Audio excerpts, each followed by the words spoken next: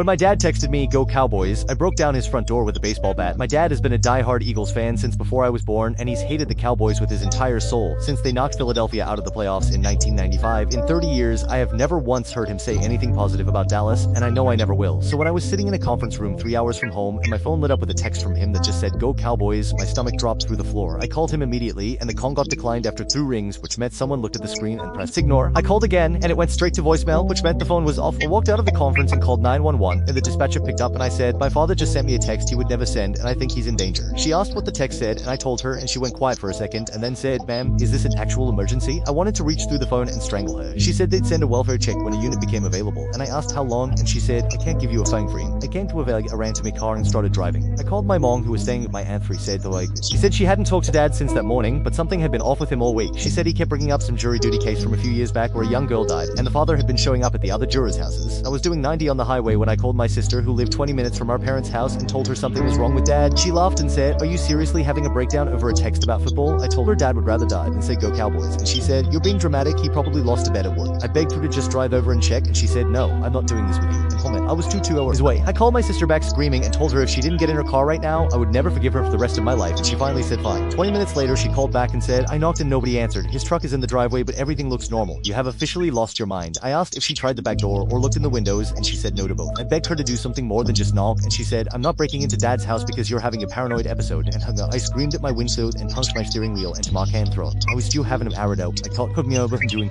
5 over the limit. I watched him in my rearview mirror as he sat in his cruiser running my plates, and I could feel every single second bleeding away while my leg bounced against the floor and my hand squeezed the steering wheel so hard my knuckles went white. He finally walked up to my window and asked if I knew how fast I was going, and I said yes, and he asked where I was headed in such a hurry, and I wanted to explain, but I knew how insane it would sound, so I just said a family emergency. He went back to his cruiser and sat there for another 5 minutes while I watched the clock on my dashboard change and thought about my dad wondering if anyone was calling for him.